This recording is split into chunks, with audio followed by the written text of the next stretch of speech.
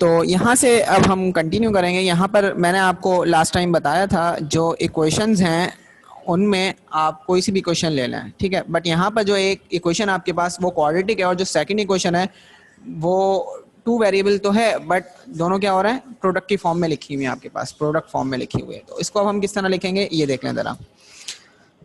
Solution लिखेंगे, solution लिखने के बाद अब मैं यहाँ पर इक्वेशन नंबर 2 ले लूँगा, ठीक है।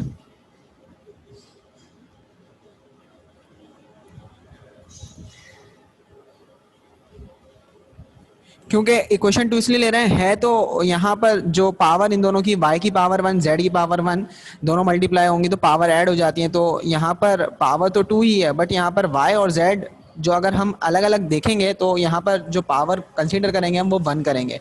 तो यहाँ पर z और 2 मेरा एक जैसा नजर आएगा आपको, तो मैं z यहाँ पर चेंज करके लिख लेता हूँ। तो यहाँ पर इक्वेशन 2 ली है, तो equation 2 implies that y z equals to 2, ठीक है।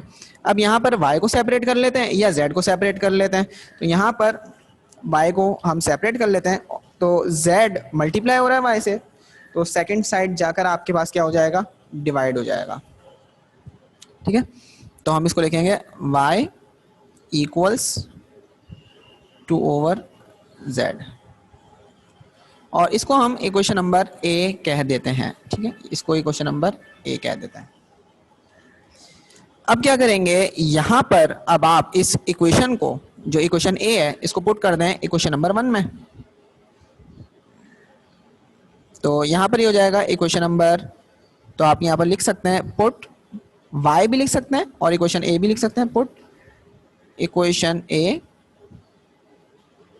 इन इक्वेशन नंबर 2, सॉरी 1 लिखना था, यहां पर मैंने 2 लिख दिया।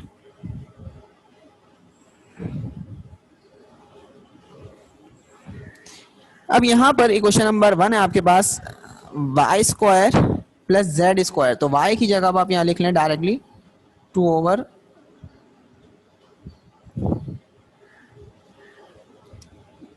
Square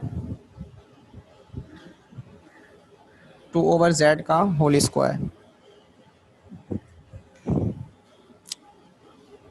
plus z square equals to 5।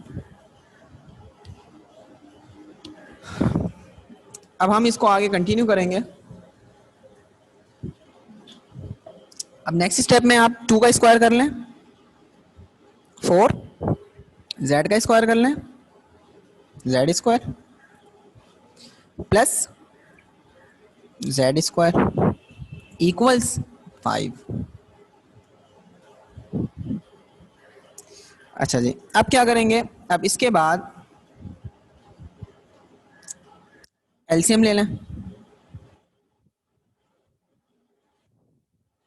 LCM आ जाएगा z स्क्वायर, ठीक है।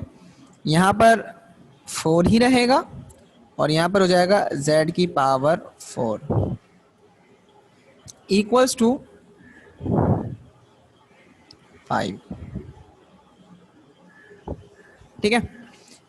एलसीएम मैं आपको यहाँ पे बता देता हूँ, जेड स्क्वायर के जो डिनोमिनेटर में है वो 1 है, तो 1 और जेड स्क्वायर का जब आप एलसीएम लेंगे तो आपके पास आंसर आएगा जेड स्क्वायर। फिर आप जेड स्क्वायर को जेड स्क्वायर से डिवाइड करवाएंगे तो आंसर 1 आएगा, तो 1 को 4 से मल्टीप्लाई करेंगे तो जस्ट 4। जेड स्क्वायर को इसके जो डिनोमिनेटर में 1 है उससे डिवाइड करवाएंगे तो जेड स्क्वायर आ जाएगा, और जेड स्क्वायर को जब हम जेड स्क्वायर से मल्टीप्लाई करवाएंगे तो वो हो जाएगा जेड की पावर 4, ठीक है। अब यहाँ पर इस जेड स्क्वायर को यहाँ पर 5 से मल्टीप्लाई करवा दें तो ये हो जाएगा 4 plus z4 equals 5z square, ठीक है। अब क्या करेंगे, अब आप 5z स्क्वायर को इधर ले आए और इसको अरेंज करके लिख लें जो इसकी डिग्री है उसके अकॉर्डिंग, या जो इसकी पावर है, आप पावर कहते हैं डिग्री नहीं कहें तो, z की power 4 minus 5z square plus 4 equals to 0, ठीक है जी। ये आ गए आपके पास इक्वेशन। कौन सी इक्वेशन है जिसकी पावर है 4। देखें, अब मैं आपको यहाँ पर, अगर आपके पास बुक है तो बुक में क्वेश्चन नंबर जो 1 था एक्सरसाइज 3.4 का। अगर आपके पास बुक है तो आप पेज नंबर 66 पर जाएं, पेज नंबर 66 पर। उसमें एक्सरसाइज 3.4 स्टार्ट हो रही है और उसमें है आपके पास क्वेश्चन नंबर 1। ठीक है, तो जिस तरह हमने क्वेश्चन नंबर 1 किया था उस इसी तरह हम यहाँ पर इसको सपोज करेंगे।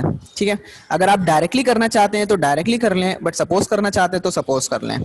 तो मैं यहाँ पर अभी जो ये वाला क्वेश्चन है इसको मैं यहाँ पर डायरेक्टली कर देता हूँ। ठीक है, z की पावर 4 है, तो यहाँ पर अब आप अगर मिडिल टर्म से करते हैं तो 4 का जब आप एलसीएम लेंगे तो 2 2 जा 4 और 2 1 जा 2। ठीक है, तो 4 और 1 क्योंकि सेंटर में जो मिडिल टर्म है वो 5 है आपकी। ठीक है, तो 5 की वजह से आप डायरेक्टली यहाँ पर क्या करेंगे, z स्क्वायर, थोड़ी बहुत जो लिखने में है वो थोड़ी बहुत प्रॉब्लम हो रही है टच में, वो ज़्यादा ही इसका सेंसर है काम कर रहा है। 4 + 1 z स्क्वायर + 4 = 0, z की power 4 -4 z square -1 z square, लिखना चाहते हैं तो 1 लिख लें, = 0। ठीक है, अब आप क्या करेंगे, यहाँ पर अब आप z स्क्वायर कॉमन ले लें, रिमेनिंग होगा आपके पास z square -4 minus z square +4 है तो -1 कॉमन ले लें, तो आपके पास आ जाएगा z स्क्वायर -4।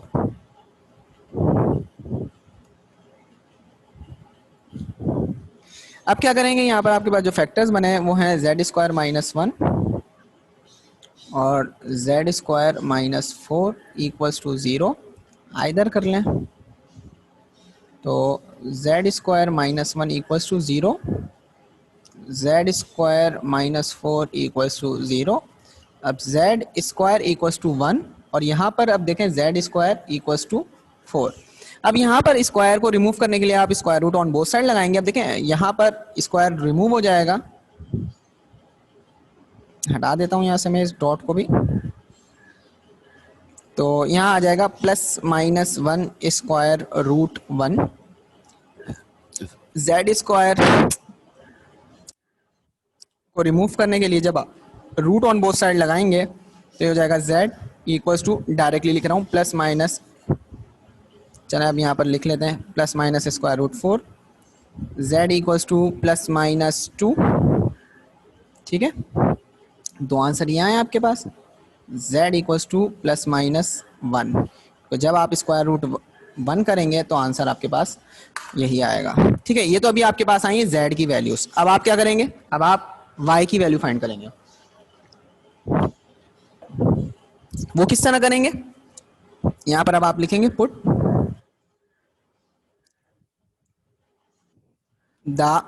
अब देखें यहाँ पर मैं क्या करूंगा, एक एक करके वैल्यूज पुट करूंगा। Put z = +-1 in equation a। ठीक है, यहाँ पर अब आप लिखेंगे equation a implies date, equation a थी आपके पास y = 2/z, तो y = +-2 हो जाएगा जब आप इसको डिनोमिनेटर में करके लिखेंगे। ठीक है, फिर आप यहाँ पे दोबारा लिखेंगे put z = +-2 in equation number a। तो अब आपके पास यहाँ आ जाएगी equation number a = question number a = y = 2/z, y = +-, अब आप नीचे लगाने की जगह आप सेंटर में लगाएंगे, जब आप कैंसिल करेंगे इसको तो y = आ जाएगा +- का 1। तो ये आपका सॉल्यूशन सेट। अभी जो आंसर आया है इसको आप अच्छी तरीके से देख लें, यहाँ पर आपने y और z की वैल्यूज़ फाइंड की हैं जस्ट अभी। ठीक है, y z की वैल्यूज़ आपने यहाँ पर फाइंड की हैं। तो अब आप इसका जो सॉल्यूशन सेट है वो किस तरह लिखेंगे, ज़रा इसको देख लें। अब आप सॉल्यूशन सेट इक्वल्स टू, थोड़ी इस पे मैं सोच रहा हूँ कि एक ही पेज पे लिख लूँ, तो इसकी वजह से अब यहाँ पर देखें किस तरह लिखूंगा। यहाँ पर ज़रा गौर से देखें, यहाँ पर आपने z की वैल्यू क्या पुट की थी, +-1, तो आंसर y का क्या आया, +-2। प्लस वैल्यू पुट की तो प्लस का 2, -1 पुट की तो माइनस का 2। ठीक है, तो यहाँ पर पहले हम अल्फाबेटिक ऑर्डर के अकॉर्डिंग अगर जाएं तो यहाँ पर ही हो जाएगा y का 2 प्लस का, तो आंसर y का सॉरी z का 1, y का आंसर यहाँ पर -2, तो z का भी आंसर -1। ठीक है, उसके बाद यहाँ पर देखें z का है +-2 तो y का है +-1, तो यहाँ पर अब y का प्लस z का 2 और y का -1 तो z का -2, ये आ गया सॉल्यूशन सेट और ये आ गया आपका आंसर। तो देख लें आप इसको, इसमें आई होप कि आपको कोई प्रॉब्लम नहीं होगी, इजी था, सिंपल। अब हम इसकी करेंगे वेरिफिकेशन, बल्कि आप करेंगे इसकी वेरिफिकेशन, क्योंकि पेपर में यही क्वेश्चन आता है सब, जो मैंने आपको बताया था शुरू के 4 और उसके बाद मैंने आपको शायद बताया था 11 और 12। तो 11 और 12 में वेरिफिकेशन आ जाती है। तो अब आप एक काम करें, अब 7 नंबर का सवाल आता है अगर ये पेपर में आता है क्यों वेरिफिकेशन के साथ, तो अब आप इसकी वेरिफिकेशन जब आप करेंगे तो ये आंसर आई होप के प्रूव हो जाएगा। ठीक है, किसी भी इक्वेशन को ले लें, इक्वेशन नंबर 1 को ले लें या इक्वेशन नंबर 2 को ले लें। जब आप इक्वेशन 1 या 2 को ले लेते हैं, मेरे हिसाब से इक्वेशन नंबर 2 बहुत इजी है, आप उसको लें और उसमें एक एक करके सॉल्यूशन सेट पुट कर लें। ठीक है, जब आप इसको पुट करेंगे तो इक्वेशंस वेरीफाई होना शुरू हो जाएंगी।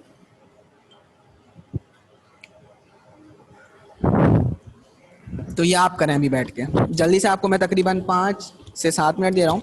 ठीक है, 5 to 7 मिनट्स मैं आपको दे रहा हूँ, आप विद इन 5 to 7 मिनट्स इसकी वेरिफिकेशन करें।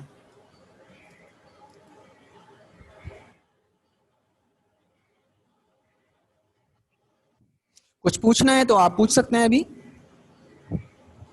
यहाँ से अब्दुल्ला ने कहा है सर आप करवा दें। बेटा आप यहाँ पर ट्राई करो, जब तक आप ट्राई नहीं करोगे तो आपके लिए बहुत ज़्यादा प्रॉब्लम्स हो जाएंगी, तो इसलिए आप ट्राई करें।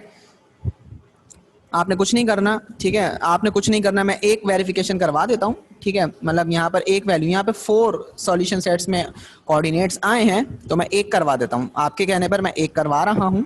ठीक है, और वेरिफिकेशन मैं इसलिए करवा रहा हूँ क्योंकि पेपर में बोर्ड के एग्जाम्स में ये आ चुकी है, इसमें लिखा हुआ नहीं है ना, लेकिन मैंने आपसे कहा था जब वेरिफिकेशन का वो कह देंगे कि आप वेरिफिकेशन करें तो आपको वेरिफिकेशन करनी है। ठीक है, सॉल्यूशन सेट्स के नंबर अलग है, वेरिफिकेशन के अब नंबर्स अलग है, तो जब आप वेरिफिकेशन करोगे तो फिर सॉल्यूशन सेट के बाद लिखोगे वेरिफिकेशन। ठीक है, वेरिफिकेशन में यहाँ पर आप लिखेंगे टेकिंग इक्वेशन नंबर 2,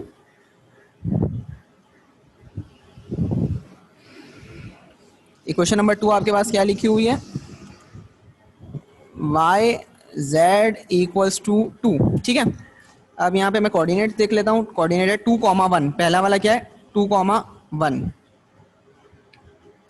तो मैं यहाँ पर लिखूंगा पुट y इक्वल्स टू 2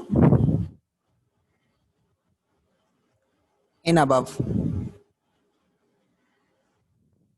तो ये हो जाएगा y की जगह आपने क्या रखा, सॉरी कोऑर्डिनेट ही लिख दें यहाँ पर आप पूरा तो बेहतर होगा।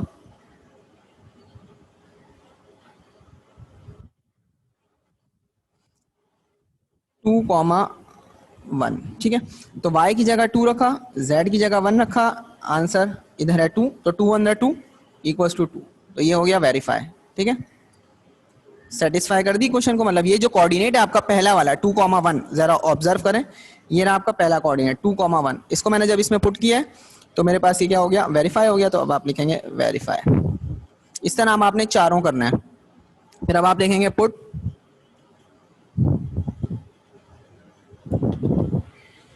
मेरी आवाज क्यों नहीं आ रही, चेक करें, आवाज आनी तो चाहिए वैसे। पुट अब आपने जो सेकंड है वो है -2 का -1, -2 का -1 इन इक्वेशन 2, इक्वेशन 2 में अब आप ये पुट कर लें तो इक्वेशन 2 आपके पास आ जाएगी y z इक्वल्स टू 2, ये इक्वेशन है, -2 -1 इक्वल्स टू 2, तो माइनस माइनस प्लस 2 अंदर 2, वेरीफाई। इसी तरह दो मैंने इसमें कर लिए, दो और करके दिखा देता हूँ, इक्वेशन वन में भी पुट करके दिखा देता हूँ। टेकिंग इक्वेशन नंबर वन, ताकि ऐसा नहीं हो फिर आप पूछेंगे सर वन में क्यों नहीं पुट किया, तो वन भी देख लेते हैं। इक्वेशन है y square plus z square equals to 5। Question one equals implies that y square plus z square equals to 5। Coordinates में यही वाले पुट कर देता हूँ, पुट 2,1 इन अबव क्या दूसरा कर देता हूँ 1,2 पुट कर देता हूँ, ठीक है, थर्ड वाला कोऑर्डिनेट, क्योंकि इसमें से हमें वेरीफाई हो रही है इक्वेशन, तो मैं यहाँ पर 1,2 कर देता हूँ थर्ड वाला इन इक्वेशन नंबर वन, ठीक है। तो वन आपके पास इंप्लाइज डेट 1 का स्क्वायर 2 का स्क्वायर इक्वल्स टू 5, 1 1 दा 1, 2 2 दा 4, 5 इक्वल्स टू 5, वेरीफाई। अब इसी तरह पुट, इसके बाद आपके पास जो नेक्स्ट था वो था -1 का -2, put -1 -2 in equation number one. One implies date -1 का स्क्वायर प्लस -2 का स्क्वायर इक्वल्स टू 5, 1 1 दा 1, 2 2 दा 4, माइनस है तो ऊपर स्क्वायर करेंगे तो एज इट इज आ जाएगा 5 इक्वल्स टू 5, वेरीफाई। तो मतलब जो हमारा सॉल्यूशन सेट आया है वो हर एक जो कोऑर्डिनेट्स, मतलब हर एक जो कोऑर्डिनेट है उसको क्या कर रहा है, सेटिस्फाई कर रहा है। तो सेटिस्फाई कर रहा है तो आपकी जो वेरिफिकेशन है वो हो गई। बाकी आप पुट कर लें, क्वेश्चन वन में भी चारों पुट करने थे, क्वेश्चन टू में भी चारों पुट करने थे, तो दो मैंने कर दिए, क्वेश्चन वन के भी क्वेश्चन टू के भी। बाकी अदर जो आपके पास मैं टाइम दे रहा हूँ आपको अभी भी चलें 5 मिनट्स में दे देता हूँ, आप उसके अंदर कर लें, क्योंकि आज के दिन ये तकरीबन आपकी जो एक्सरसाइज है इसी से रिलेटेड हमारा जो क्वेश्चन है हमने वो कंप्लीट करना है, एक और 12। उसके बाद हम एक्सरसाइज जो है मीन्स चैप्टर नंबर 2 की तरफ जाएंगे और एक्सरसाइज हम करेंगे 2.2। तो इसको आप देख लें, जल्दी से कर लें, फिर हम चलते हैं।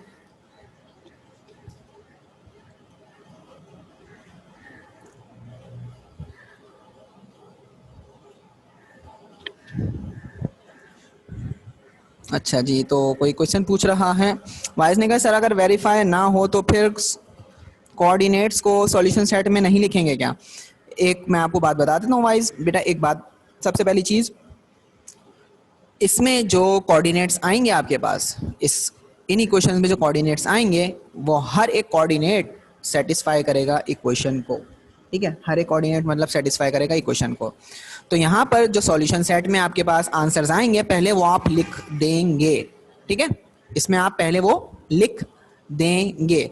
उसके बाद अगर क्वेश्चन कहता है आपसे कि आप इसको वेरीफाई करें तो फिर आप हर एक कोऑर्डिनेट को पुट करें, अब चाहे वो वेरीफाई हो या ना हो, बट ऐसा क्या होगा, वेरीफाई होगा।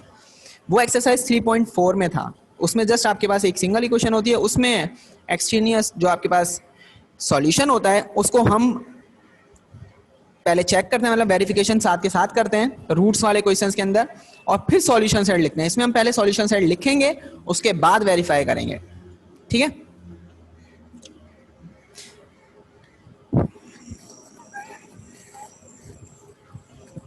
तो कनीस मैं आपको बता देता हूं, आप एक काम करें, आप दोनों इक्वेशंस में पुट कर लें। इसमें क्या होगा, मतलब उन्होंने ये बताया नहीं होगा क्योंकि यहाँ पर आपके पास 2 इक्वेशंस हैं और 4 कोऑर्डिनेट्स हैं, तो 4 कोऑर्डिनेट्स को आप पहले इक्वेशन नंबर 1 में पुट कर दें, उसके बाद फिर आप इक्वेशन 2 में पुट कर दें, ठीक है। तो मैंने यहाँ पर जिस तरह इक्वेशन नंबर 1 में 2 सॉल्यूशन सेट्स मतलब जो कोऑर्डिनेट्स हैं वो पुट किए हैं, और 2 इक्वेशन नंबर 2 में पुट किए हैं। जो अदर्स हैं मतलब वो आप खुद लिख लें, इसके बाद फिर मैं नेक्स्ट क्वेश्चन की तरफ जाऊँगा, ठीक है। तो लिख लेंगे, बहुत इजी है, 2-2 लाइन की वेरिफिकेशन है, बार बार आपको लिखने की जरूरत नहीं है। क्वेश्चन नंबर 2 या क्वेश्चन नंबर 1 आप डायरेक्टली भी पुट करके आंसर ला सकते हैं, एक एक लाइन की भी आप वेरिफिकेशन कर सकते हैं। तो कनीस कह रहे हैं सारे वेरीफाई हो रहे हैं जी, सारे वेरीफाई होने चाहिए। इसके बाद जो हमारा नेक्स्ट क्वेश्चन है अब हम वो करेंगे, और वो है क्वेश्चन नंबर 12। तो मेरे पॉइंट ऑफ व्यू से ये वाला जो क्वेश्चन है इस साल के लिए इंपॉर्टेंट है, ठीक है। 3, 4, 11, 12 आपने मतलब 3 को देखते हुए 4, 11 को देखते हुए 12, ये इंपॉर्टेंट क्वेश्चन है, ठीक है जी। इस साल पेपर में आ सकता है लॉन्ग में, तो प्रैक्टिस इसकी कर लें बहुत ही ज़्यादा। बाकी कुछ कह नहीं सकते कि आगे कौन से पेपर्स में आते हैं, आने हैं या नहीं आने, ये तो हम कोई भी कुछ नहीं कह सकता, बस गैस होता है। तो गैस फिलहाल मैंने बता दिया, लेकिन मैंने क्वेश्चंस तकरीबन करवाए हैं। इसके बाद मैं अब नेक्स्ट क्वेश्चन की तरफ जाऊंगा।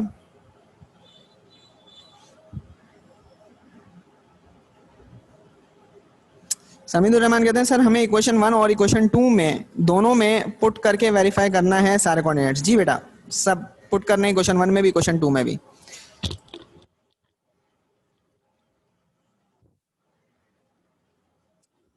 तो अब आप बाद में भी कर सकते हैं इजीली, ठीक है, कोई इतना मसला नहीं है, बट मैंने आपको बता दिया वेरिफिकेशन आपने किस तरह करनी है। अब क्वेश्चन नंबर 12 में कर लेंगे, कोई मसला नहीं है, ठीक है। तो क्वेश्चन नंबर 12 है,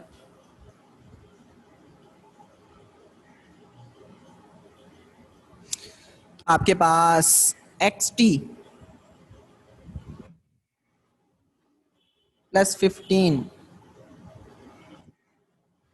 इक्वल्स टू 0, इक्वेशन नंबर 1। और सेकंड है x square plus t square equals to 34, equation number 2।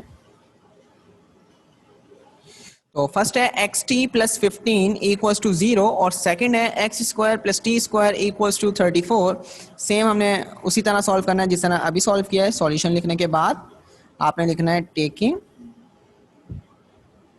Equation number 1, ठीक है। इसमें इक्वेशन नंबर 1 है, बट इसमें सबसे पहले आपने क्या करना है, प्लस 15 को राइट हैंड साइड पर शिफ्ट करना है और माइनस 15 करना है, ठीक है। सबसे पहले आपने उसको राइट हैंड साइड पर शिफ्ट करना है और सब्ट्रैक्ट करना है। तो equation 1 implies that x t equals to minus 15। जितनी आप सिंप्लीफिकेशन कर सकते हैं कर लें, बार बार अगर आप चाहते हैं रिपीट ना करें क्वेश्चन लिखना, मतलब इक्वेशन 1 अभी मैंने लिखा ना implies that, तो मैंने डायरेक्टली प्लस 15 को उधर भेज दिया तो माइनस 15। ये चीज़ें अगर आपको आती हैं तो आप डायरेक्टली कर सकते हैं। इसमें जितना आप कम से कम लिखेंगे, मतलब जितना इसको सही तरीके से सिंप्लीफाई करेंगे तो अच्छी बात है। एक एक स्टेप भी लिखेंगे तो कोई मसला नहीं है। एक एक स्टेप से ये होगा कि फिर आपको अपनी गलती मिल जाएगी खुद कि आपने कहाँ गलती की है, अगर आप दोबारा उसको गो थ्रू करेंगे। तो यहाँ पर क्या करते हैं, एक्स को फाइंड कर लेते हैं, मतलब एक्स को सेपरेट कर लेते हैं। ये हो जाएगा minus 15 over T, equation number A, ठीक है। अब यहाँ पर आप लिखेंगे put equation A in equation number 2, ठीक है। 1 से हमने x की वैल्यू फाइंड की है इन टर्म्स ऑफ t, और अब आप उसको पुट करेंगे क्वेश्चन नंबर 2 में। तो यहाँ पर क्वेश्चन नंबर 2 इम्प्लाइज डेट आप लिखेंगे, तो यहाँ पर x है, तो x का अब देखें मैंने पूरी क्वेश्चन नहीं लिखी, टाइम बचाना है अपना, तो मैं लिखूंगा माइनस 15 ओवर टी स्क्वायर, ठीक है, प्लस टी स्क्वायर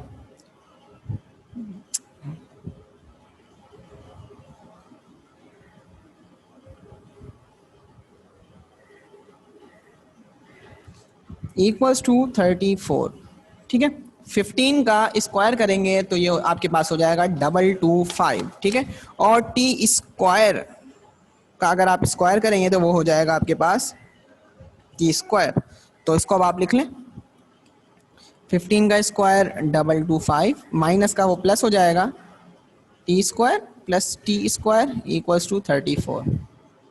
अब आप यहाँ पर एलसीएम लेंगे तो सेम वही हो जाएगा, टी स्क्वायर डिनोमिनेटर में, ये हो जाएगा 225 प्लस टी की पावर 4 इक्वल्स टू 34, ठीक है जी।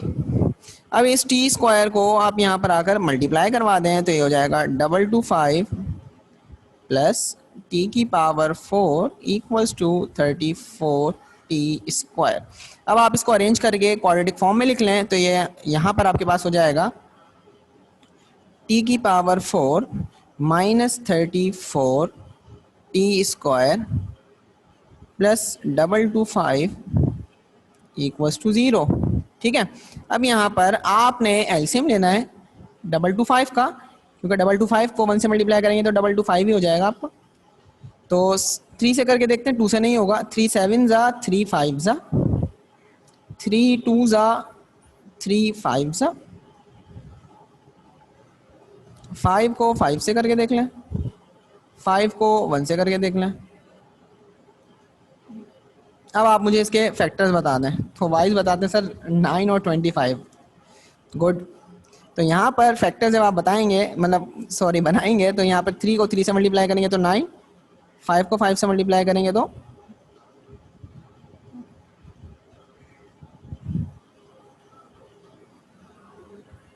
25। ठीक है, तो अब यहाँ पर अब आप लिखेंगे टी की पावर 4 माइनस 34 को ब्रेक करेंगे। तो यहाँ पर मैं इसको बार बार इस तरह क्यों लिखता हूँ, ताकि आप कभी गलती नहीं कर दें प्लस माइनस में, वरना आप यहाँ पर भी एक अपना स्टेप बचा सकते हैं। जब ज़्यादा प्रैक्टिस हो जाए ना आपको, तो आप यहाँ पर ये स्टेप भी बचा लें, इसकी लिखने की ज़रूरत नहीं है। आप डायरेक्ट फिर इस तरह लिख लें टी की power 4 minus 25 T square minus 9 T square. लेकिन मैं आपको सजेस्ट करूंगा कि यहाँ पे बच्चे गलतियाँ कर देते हैं, और अच्छे अच्छों से भी गलती हो जाती है। ठीक है, अच्छे अच्छों से भी गलती हो जाती है, तो मतलब गलती ना हो तो इसलिए आप वो स्टेप लिख लें। मतलब ये इम्पॉर्टेंट भी नहीं है, मतलब अगर आप नहीं लिखेंगे कोई प्रॉब्लम नहीं होगी, बट ये है कि मर्जी आपकी अपनी है। ठीक है, तो बहरहाल अब टी स्क्वायर यहाँ पर आप कॉमन ले लें, तो यहाँ पर ये आ जाएगा टी स्क्वायर माइनस का 25 माइनस 9। अगर हम कॉमन लेते हैं तो आप एक चीज़ चेक करेंगे, 225 को 9 से डिवाइड करके देखेंगे तो आपके पास 25 ही आएगा। तो माइनस 9 कॉमन ले लें, तो रिमेनिंग आपके पास t square minus 25 equals to 0। Either कर लें। अब देखें यहाँ पर आइदर करके भी आप, मैंने यहाँ पर देखें 2 फैक्टर नहीं लिखे। अब आप सोच रहे होंगे सर ने फैक्टर तो नहीं लिखा। अगर आप लिखना चाहते हैं तो आप डायरेक्ट लिख लें टी स्क्वायर माइनस 9, ये फैक्टर लिखा। सेकंड में यहाँ पर लिखूंगा t square minus 25 equals to 0। तो यहाँ पर आइदर करके अब मैं देखें डायरेक्टली लिखूंगा टी स्क्वायर इक्वल्स टू 9, एक स्टेप यहाँ पे मैंने बचा लिया। टी स्क्वायर इक्वल्स टू 25, एक स्टेप यहाँ पर बच गया, मतलब बच गया, ओवरऑल स्टेप है। तो उसके बाद अब आप क्या करोगे, अब यहाँ पर स्क्वायर रूट लगाते हैं ना, तो अब देखें आप एक स्टेप तो यहीं भी बचा रहे हैं, प्लस माइनस का क्या आ जाएगा 3 आ जाएगा। तो t equals two plus minus का 5 आ जाएगा। तो ये आपके पास आंसर ज़्यादा है। ये कॉमन स्टेप्स हैं। अगर आप पिछले वाले क्वेश्चंस की तरह लिखना चाहते हैं तो लिख लें, मसला नहीं है, ना मना है, ना नंबर्स डिडक्ट होंगे। ठीक है, यहाँ पर 7 नंबर का सवाल है, और 7 नंबर का सवाल मैं क्यों कह रहा हूँ इस स्टेप नहीं लिखने या स्टेप लिखने, आपकी मर्जी है। आपको ये क्वेश्चन पूरा सही तरीके से वेरिफिकेशन के साथ 10 मिनट या 12 मिनट में करना है, अगर लॉन्ग में आए। अगर लॉन्ग में आता है तो 12 से 13 मिनट में करना है, लेकिन अगर ये शॉर्ट में आएगा तो वेरिफिकेशन नहीं करनी होगी, तो फिर आपको यही क्वेश्चन 10 मिनट का टाइम है, मैक्सिमम 10 मिनट है। अब अगर आपकी प्रैक्टिस बहुत अच्छी है, आप 10 मिनट से पहले कर लेते हैं तो कोई मसला नहीं है। ठीक है, आप एक एक स्टेप लिख लें, कोई मसला नहीं है।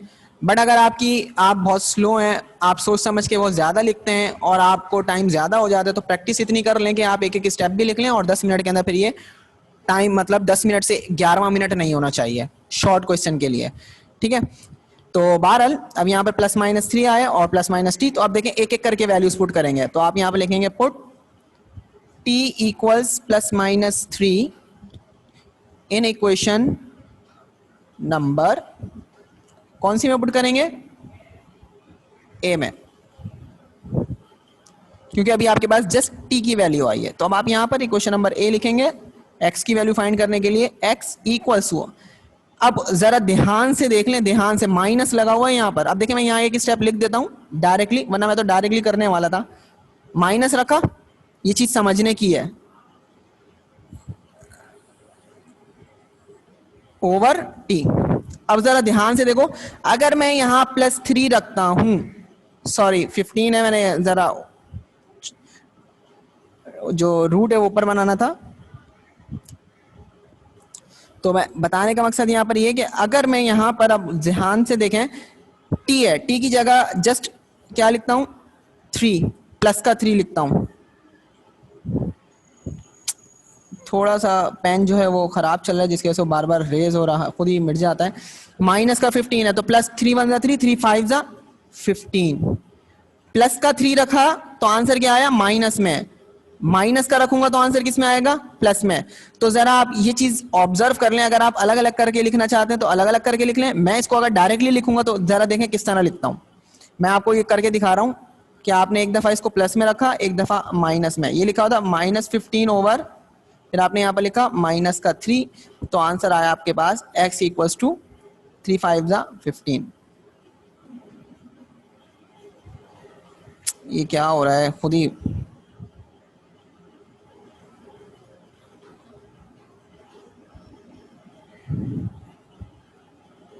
तो यहाँ पर 3 5 जा 15, 3 5 जा 15। अगर मैं इसको डायरेक्टली लिखूंगा, मतलब ये ऐसे ही मैं आपको समझाने के लिए लिख रहा हूं, डायरेक्टली लिखता हूं तो मैं इसको इस तरह लिखूंगा, x इक्वल्स माइनस का 15 ओवर प्लस माइनस 3। तो जो माइनस है वो प्लस हो जाएगा, जो प्लस है वो माइनस हो जाएगा, तो मैं इसको माइनस प्लस करके क्या लिखूंगा 5। ठीक है, ये मैं डायरेक्टली अगर करूंगा तो मेरे देखें यहाँ पे 2 स्टेप बच जाते हैं। तो आपकी मर्जी, आप इसको अगर लिखना चाहते हैं डायरेक्टली तो डायरेक्टली लिख लें। फिर आप ये माइनस प्लस की साइन जरा ध्यान से लिखेंगे कि प्लस का 3 रखा तो माइनस का 5 आया, माइनस का 3 रखा तो प्लस का 5 आया। ठीक है, ये चीज आपने देखनी है। ठीक है, तो इसी तरह जब आप माइनस 15 ओवर प्लस माइनस 13 करेंगे तो ये प्लस माइनस 5 नहीं आएगा, ठीक है, माइनस प्लस 5 आएगा, क्योंकि यहाँ पर प्लस है तो यहाँ पर माइनस का है, नीचे माइनस है तो प्लस है। बहरहाल मैं इसको रेस कर देता हूं, मैं इसको रेस कर रहा हूं। ठीक है, वो इसलिए रेस कर रहा हूं कि मैंने ऊपर यहाँ पर लिख दिया है डायरेक्ट।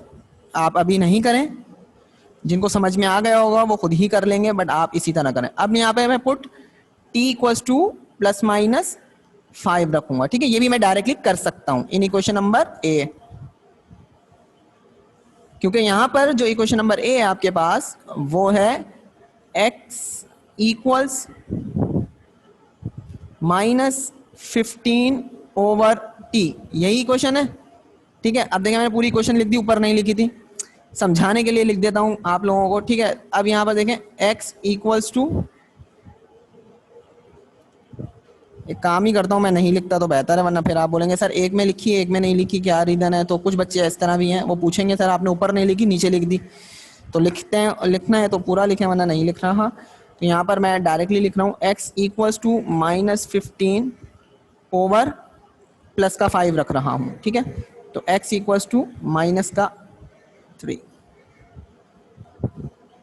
और इसी तरह यहाँ पर comma x equals to minus का 15 माइनस का 5,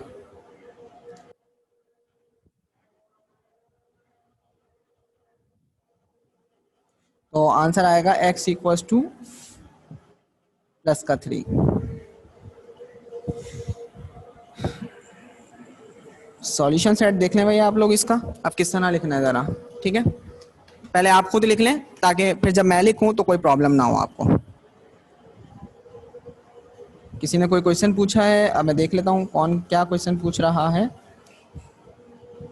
इसको वेरीफाई करना है कनीज, इसको वेरीफाई आपने करना है। ठीक है, बट मैं वेरिफिकेशन नहीं करूंगा, आपने वेरिफिकेशन करनी है, क्योंकि अजान का भी वक्त हो चुका है, अजानें हो रही हैं। तो अगर आपको टाइम मिल जाता है, मतलब अगर आप नमाज़ पढ़ने के बाद अगर टाइम मिल जाता है तो आप कर सकती हैं, नहीं तो घर में तो ईजिली कर सकती हैं।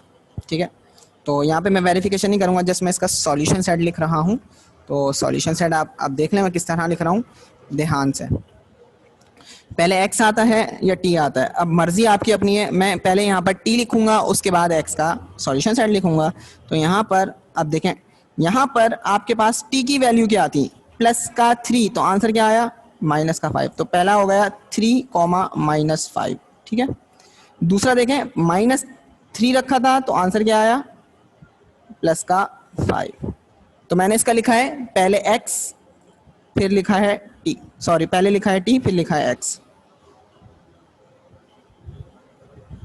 तो ऊपर भी आप लिख सकते हैं इसमें कि आप इसको सॉल्यूशन सेट की फॉर्म में किस तरह लिखना है, t कॉमा x।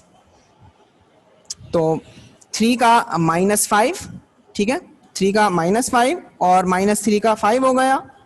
इसी तरह फिर अब आप आगे देखें फर्दर, अब t की वैल्यू है प्लस माइनस 5। ठीक है, तो रिमेनिंग अब आप किस तरह लिखेंगे, प्लस का 5 था तो आंसर क्या आया माइनस का 3 कॉमा, और क्योंकि जगह नहीं है आगे तो यहाँ पर अब आपके पास माइनस का 5 रखा तो आंसर आया प्लस का 3। ये आ गया आपका सॉल्यूशन सेट और ये हो गया आपका आंसर।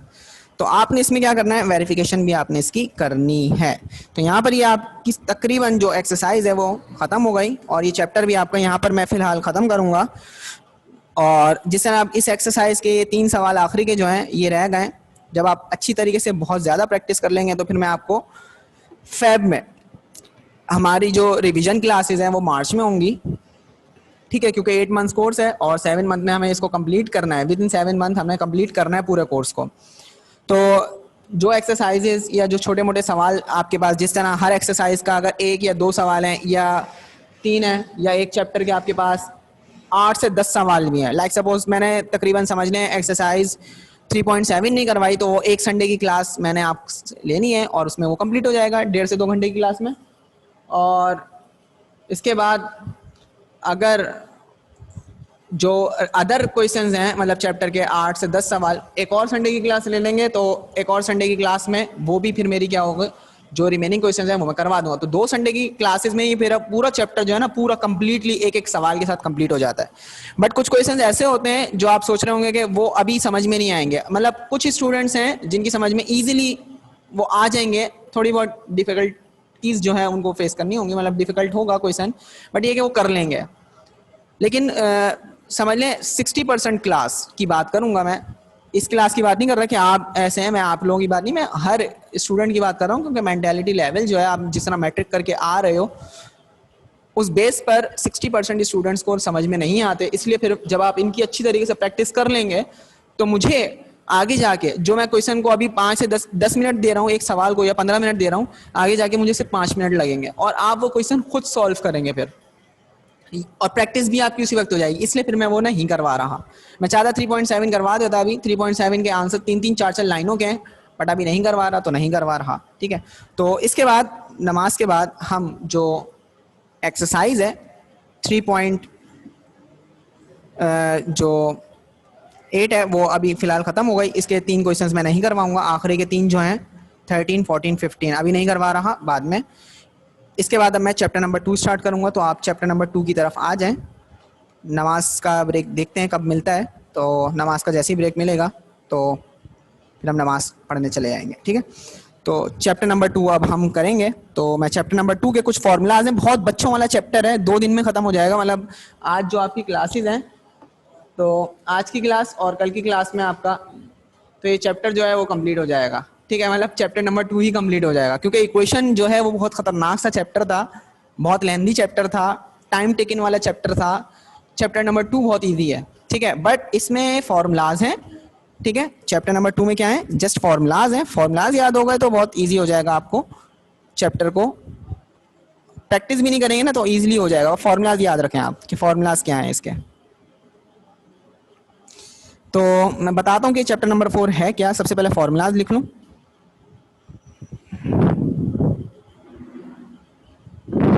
एक्सरसाइज तो बाद में, बट अभी चैप्टर नंबर 2 लिख लेता हूँ। चैप्टर नंबर 2 का सबसे पहले नाम बताता हूँ आपको कि नाम है क्या। अगर आप कंटेंट्स में देख लें तो वहां से भी आपको पता चल जाएगा कि चैप्टर नंबर 2 है क्या, ठीक है।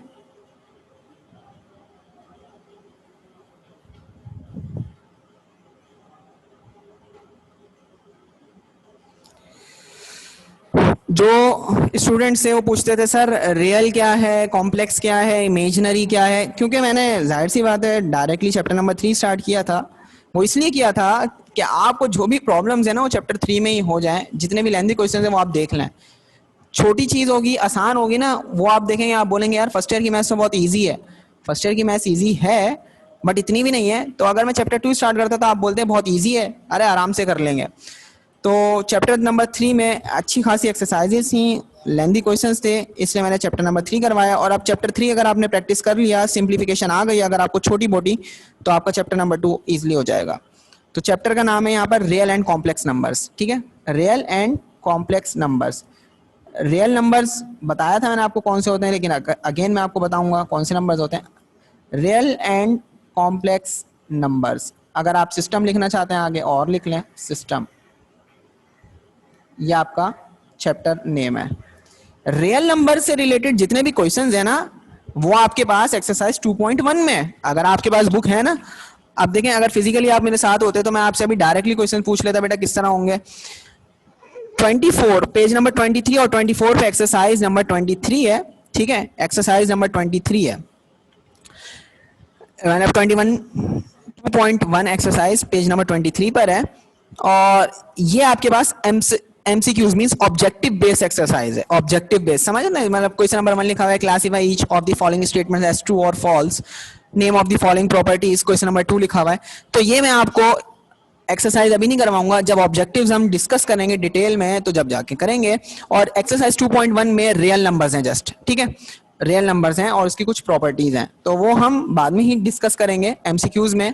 हमने क्या करना है, अभी जस्ट फॉर्मूलाज लिखने हैं, फॉर्मूलाज में लिख रहा हूं, ठीक है। अब आप उन फॉर्मूलाज को आप भी कॉपी कर लें, ठीक है, आप भी उनको कॉपी कर लें।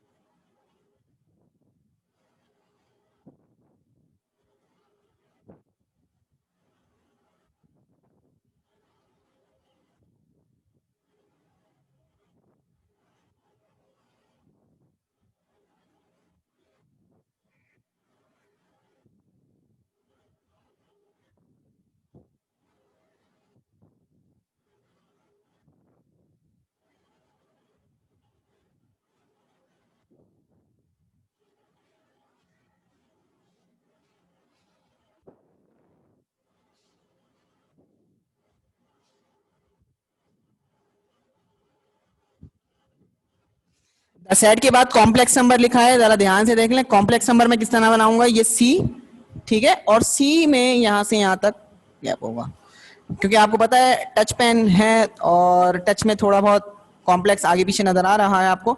ये सी है और सी में ये कॉम्प्लेक्स नंबर है। आर फॉर आपका रियल नंबर है, ठीक है, आर हम जिस तरह बनाते हैं कैपिटल, इस तरह आर बनाया, उसके साथ अगर ये लाइन हो तो वो रियल नंबर, जेड इंटीजर्स, ठीक है, ये चीजें आपको पता होनी चाहिए किस तरह बनाएंगे। ये इंटीजर्स हैं, क्यू बनाया, रैशनल नंबर्स, ये आपको मिलेंगे पेज नंबर 1 पर, पेज नंबर 1 होगा आई थिंक, उस पेज नंबर 1 पे सारे सेट्स लिखे हुए। पेज नंबर 1 तो खैर नहीं है, पेज नंबर 2 है, उसमें आपको ये सारे नंबर्स नजर आएंगे। नेचुरल नंबर्स अगर आपने लिखना है, एन लिखा हुआ है, तो नेचुरल नंबर्स आप ये आएंगे और आप इसको नेचुरल नंबर्स को इस तरह लिखेंगे। तो ये नोटेशन है जिसको हम कॉपी करते हैं, तो याद रखिएगा ये कॉम्प्लेक्स नंबर को शो करता है, किसको शो करता है, कॉम्प्लेक्स नंबर। और ये किसको शो करता है, रियल नंबर। ये इंटीजर्स, ये रैशनल नंबर्स, ये नेचुरल नंबर्स, एक बच गया होल नंबर्स, तो ये आपका पास होल नंबर होता है, ठीक है, ये होल नंबर है।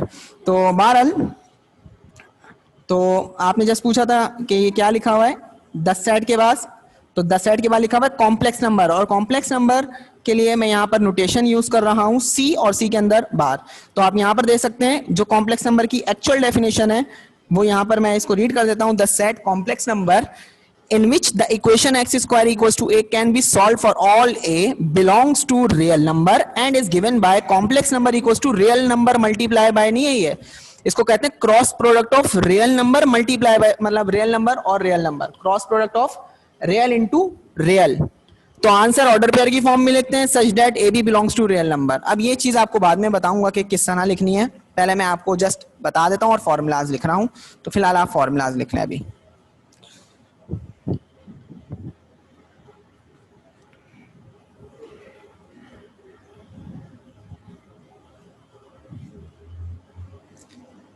तो फर्स्ट आपके पास यहाँ पर जो फॉर्मूला या प्रॉपर्टी है उसके अकॉर्डिंग हम यहाँ पर लिखेंगे एडिशन का जब आपने एडिशन करनी हो कॉम्प्लेक्स नंबर्स में तो वो किस तरह करेंगे। तो जस्ट पहले आप फॉर्मूलाज जस्ट लिख लें, बाद में मैं एक साथ समझाऊंगा, ठीक है।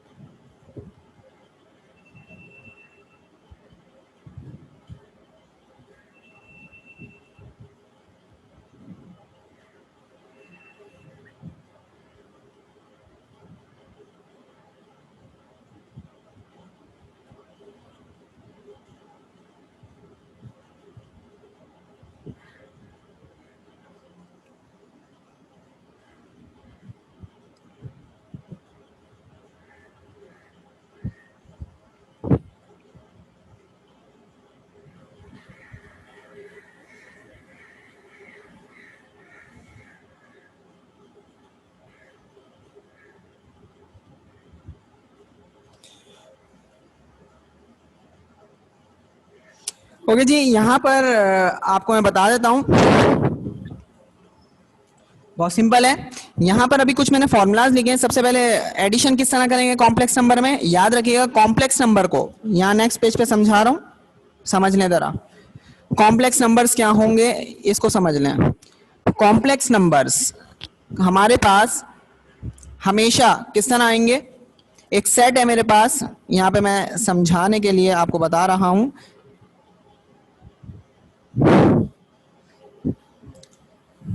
चैप्टर नंबर 1 आपका सेट है। तो सेट्स समझ लें, एक मैं ले रहा हूं ए, जिसके अंदर मैंने यहां पर सेट के अंदर जो एलिमेंट्स लिए हैं वो लिए हैं 1 2 3। अब समझ लें जरा कॉम्प्लेक्स नंबर क्या है। प्रीवियस पेज में बेटा अभी दिखा दूंगा, टेंशन नहीं लें आप, ठीक है। एक सेट है ए, कैपिटल ए में आपको पता है सेट्स हमेशा हम किस फॉर्म में लिखते हैं, कैपिटल नोटेशन में लिखते हैं। कैपिटल नोटेशन के साथ साथ हम सेट को डिफाइन करते हैं और उसके साथ साथ फिर हम क्या करते हैं, जो यहाँ पर एलिमेंट्स होते हैं उनको अगर अल्फाबेट्स की फॉर्म में लिख रहे हैं तो वो स्मॉल ABC, और अगर आप कैपिटल में लिख रहे हैं कैपिटल की फॉर्म में तो फिर आप पूरे पूरे वर्ड्स लिखते हैं, जैसा ना पाकिस्तान। बहरहाल सेट्स आप ये याद रखें, 1 2 लिखा है उसको करली ब्रैकेट्स में लिखेंगे। एक सेट है बी, मुझे कॉम्प्लेक्स नंबर्स बताना है तो मैं कॉम्प्लेक्स नंबर बता देता हूँ आपको क्या होते हैं, कम से कम छोटे से छोटा सेट ले रहा हूँ।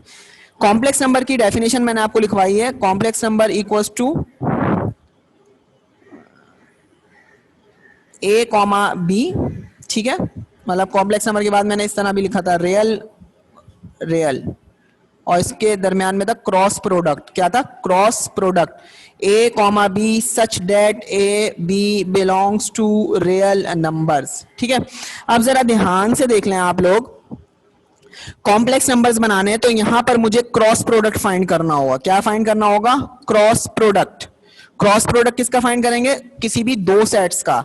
यहां पर मेरे पास सेट ए है और एक सेट बी है, मुझे क्या करना है? कॉम्प्लेक्स नंबर्स बनाने हैं तो मुझे यहां पर क्रॉस प्रोडक्ट फाइंड करना होगा। पहला सेट है ए, उसका क्रॉस प्रोडक्ट किससे फाइंड करूंगा? बी से। ये आपने मैट्रिक में भी किए हैं क्वेश्चंस, ठीक है। क्या किया है? ए आपके पास फर्स्ट सेट है, उसके अंदर जो एलिमेंट्स हैं वो 1 2 है। एक सेट आपके पास बी है, उसके अंदर जो एलिमेंट्स हैं वो है आपके पास 3 4, ठीक है। मुझे इनका क्या करना है? क्रॉस प्रोडक्ट फाइंड करना है। तो मैं यहां लिखूंगा ए cross B, A multiply B नहीं लिखता मैं, ठीक है। मतलब इसको हम पढ़ते हैं ए क्रॉस बी। अब मैं इसको जब लिखूंगा तो अब याद रखिएगा यहां पर ये जो कह रहे हैं ना, A belongs to real number, B belongs to real number, ठीक है। यहां पर जो ए है, अब मैं इस क्वेश्चन के हिसाब से कॉम्प्लेक्स नंबर लिखूंगा तो मैं इस तरह लिखूंगा ए कॉमा बी, ठीक है, such that A belongs to capital A and B belongs to capital B, ठीक है। अब देखें जरा गौर से, मुझे ऑर्डर पेयर की फॉर्म में नंबर लिखना है। किस फॉर्म में लिखना है? ऑर्डर पेयर की फॉर्म में, ठीक है। इसको हम कहते हैं ऑर्डर पेयर, मतलब ये कोऑर्डिनेट्स कहना है आप, ठीक है। पहला जो सेट है वो जो पहला आपके पास एलिमेंट है वो कौन से सेट से आएगा? ए से, ठीक है। और जो बी वाला एलिमेंट है वो कहां से आएगा? दूसरे वाले सेट मींस बी से। इन्होंने यहां पर real number multiply by real number, तो इसलिए आपको समझ में नहीं आएगा कि क्या रियल नंबर है। इसको समझाने के लिए मैंने ए और बी सेट्स लिए हैं। अब जरा ध्यान से लिखें, मुझे यहां पर सेट्स लिखना है तो मुझे यहां पर ए के अंदर कौन कौन से एलिमेंट्स है? 1 और 2। 1 लिख दिया ए की जगह, ठीक है। और दूसरा कहां से आना चाहिए? बी से, और बी में पहला एलिमेंट क्या है? 3, तो 1 3 पहला आपके पास कोऑर्डिनेट लिख दिया, इसको हम कहते हैं ऑर्डर पेयर की फॉर्म में लिख दिया। उसके बाद दूसरा लिखना है, 1 के साथ 3 आ गया, 1 के साथ क्या आ गया? 4। 1 कहां से बिलोंग करता है? सेट ए से, और 4 कहां से बिलोंग करता है? सेट बी से। तो दो पॉसिबिलिटीज थी कोऑर्डिनेट्स की कि अगर हम फर्स्ट सेट से अगर हम 1 लेते हैं तो। इसी तरह अगर हम फर्स्ट सेट से 2 लेते हैं, 2 को आप लिखेंगे एक दफा 3 के साथ, एक दफा लिखेंगे 2 को 4 के साथ। यह आपको किस तरह पता चलेगा कि टोटल 4 कोऑर्डिनेट्स बनेंगे? नंबर ऑफ एलिमेंट्स ए के अंदर कितने? 2। नंबर ऑफ एलिमेंट्स बी में कितने? 2। तो 2 को 2 से मल्टीप्लाई करेंगे तो 4। यह आ गया आपके पास 4, 1 2 3 4। तो 4 नंबर्स आपके पास ये आ गए, और ये सारे नंबर्स क्या हैं? कॉम्प्लेक्स नंबर्स हैं। कॉम्प्लेक्स नंबर्स को हम ऑर्डर पेयर की फॉर्म में लिखते हैं। ऑर्डर पेयर का मतलब क्या है? ये जो आप राउंड ब्रैकेट बनाते हैं और इसके अंदर जिस तरह हम x कॉमा y लिखते हैं, इसको हम कहते हैं ऑर्डर पेयर। क्या कहते हैं? Ordered pair. इसको हम कभी भी करली ब्रैकेट में नहीं लिख सकते, ठीक है। तो मैं बहुत शॉर्टकट वे में बता रहा हूं। तो ये आपके पास कॉम्प्लेक्स नंबर की डेफिनेशन है। दोबारा देख लें, ए कहां से आएगा? Capital A. तो यहां पर ए पहला एलिमेंट है, जरा ध्यान से देखें, ए कहां है? पहला एलिमेंट है और बी क्या है, बी दूसरा एलिमेंट है। तो ए कॉमा बी करके लिखना है, ठीक है। जब ए कॉमा बी करके लिखेंगे तो हम इसको इस फॉर्म में लिखेंगे। तो अब यहां पर देखें ए जो आपके पास 1 है, ये ए है, मतलब सेट ए से आया हुआ है, ये बी है, और बी देखें सेट कैपिटल बी से आया हुआ है, ये भी ए कॉमा बी है, ये भी ए कॉमा बी है, ये भी ए कॉमा बी है। तो यहां पर टोटल एलिमेंट्स जो थे सेट ए में वो क्या थे, 1, 2। तो ये देखें 1, 1, 2, 2 आ गए, ठीक है। इसी तरह बी देख लें 3, 4, 3, 4। तो इसी तरह का आपके पास एक क्वेश्चन है, ठीक है। इसी तरह आपके पास एक क्वेश्चन है, मैं आपको दे रहा हूं, ठीक है। आपके पास एक सेट दे रहा हूं बी, उसके अंदर एलिमेंट्स ले रहा हूं 4, 5, ठीक है। और एक सेट दे रहा हूं आपको सी, उसके अंदर एलिमेंट्स हैं आपके पास 1, 3। आपने क्रॉस प्रोडक्ट फाइंड करना है बी और सी का, ठीक है। तो इसको आप फाइंड आउट करें। और अब्दुल्ला कह रहे हैं सर नमाज ब्रेक, तो फिलहाल नमाज पढ़ लेते हैं, ठीक है। मैं 10 मिनट के बाद, ठीक है, विद इन 10 मिनट्स या 5 मिनट और पढ़ लेते हैं। हाँ, 10 मिनट के बाद 7:20 पर दोबारा मैं क्लास स्टार्ट करूंगा, ठीक है। 7:20 पर मैं दोबारा क्लास स्टार्ट करूंगा। अभी फिलहाल नमाज ब्रेक दे रहा हूं आपको।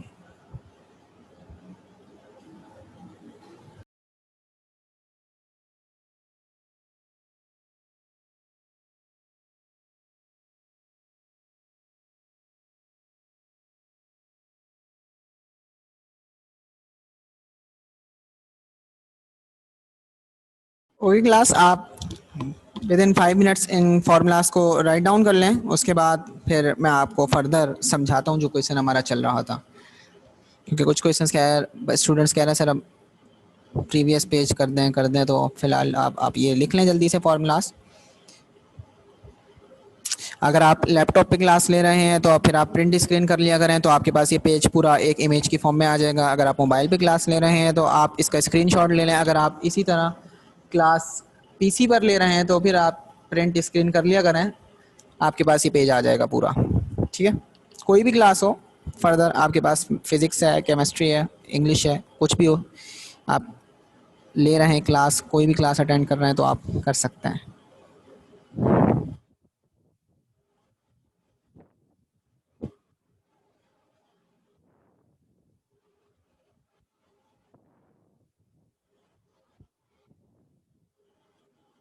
ओके जी, तो यहाँ पर अब मैं आपको बता देता हूँ फॉर्मूलाज क्या हैं। यहाँ पर मैंने आपको जस्ट अब ये आपने इतना याद रखना है कि हम हमेशा कॉम्प्लेक्स नंबर को ऑर्डर पेयर की फॉर्म में लिखते हैं।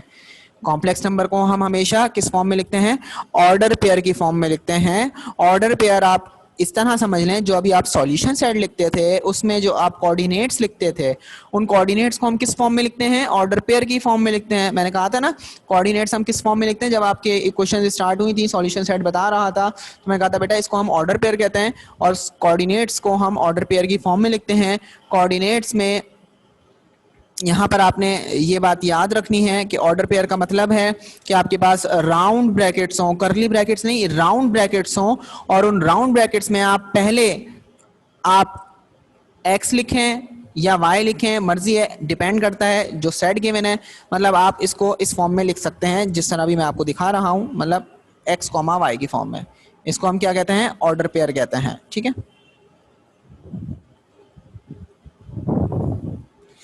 तो इसको हम ऑर्डर पेयर कहते हैं और ये मैं आपको बता चुका हूं। तो अब अगर हमें एडिशन करनी हो कॉम्प्लेक्स नंबर की, कॉम्प्लेक्स नंबर्स हैं मतलब ये जो मैंने सी कैपिटल बनाया है इसका मतलब है कॉम्प्लेक्स नंबर, ठीक है। जब हमें एडिशन करनी हो कॉम्प्लेक्स नंबर में तो आपके पास ऑर्डर पेयर गिवन होगा। फर्स्ट गिवन है ए कॉमा बी, ए कोई भी नंबर हो सकता है, बी कोई भी नंबर हो सकता है, प्लस सी कॉमा डी, सी भी कोई भी नंबर हो सकता है, डी भी कोई भी नंबर हो सकता है। तो अगर आपने इनको ऐड करना है, देखें फर्स्ट ऑर्डर पेयर है, ये सेकंड ऑर्डर पेयर है, अगर हम इसको ऐड करेंगे तो यहां पर डायरेक्टली ए को आप फर्स्ट नंबर के साथ ऐड कर दें प्लस करके, ठीक है, कॉमा बी को डी के साथ ऐड कर दें, ठीक है।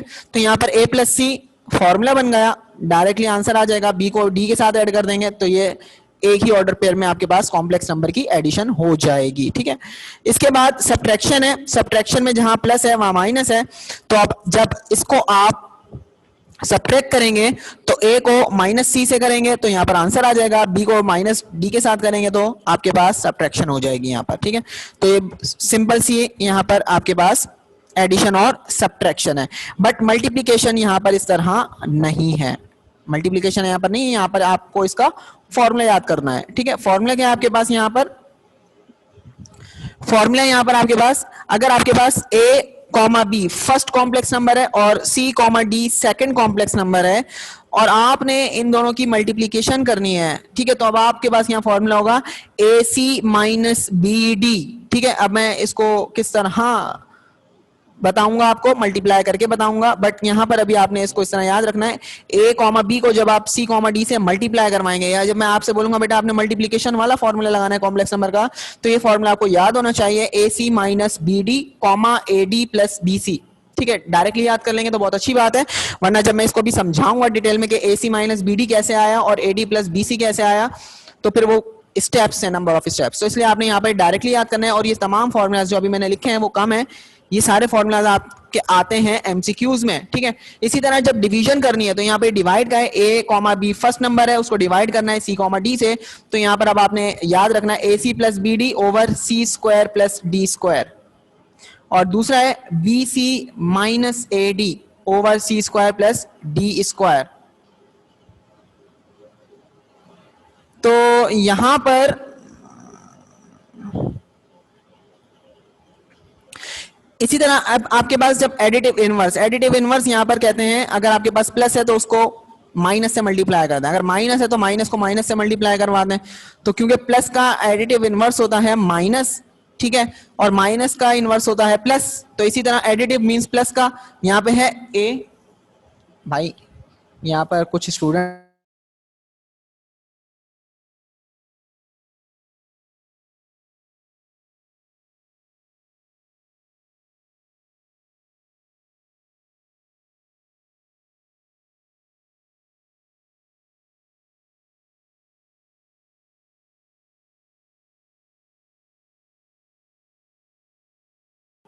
तो यहाँ पर एडिटिव इनवर्स का जो फॉर्मूला है मींस ए पॉजिटिव है तो यहाँ पर माइनस ए आ गया, पॉजिटिव बी है तो यहाँ पर आपके पास माइनस बी आ गया। मल्टीप्लिकेटिव इनवर्स कल हम करेंगे, यहाँ पर ए कॉमा बी है, इसका जब आप इनवर्स फाइंड करेंगे तो यहाँ पर ये हो जाएगा A over A square plus B square, A over A square plus B square comma minus B over A square plus B square. फिलहाल ये मैंने आपको 6 फॉर्मूलाज लिखवाए हैं, कल मैं आपको कुछ और फॉर्मूलाज लिखवाऊंगा, फिर हम एक्सरसाइज जो है वो 2.2 स्टार्ट करेंगे। तो यहाँ पर फिलहाल आज के दिन जो क्लास है वो ऑफ कर रहा हूँ, फिर इंशाल्लाह ताला कल कंटिन्यू करेंगे। अल्लाह हाफिज।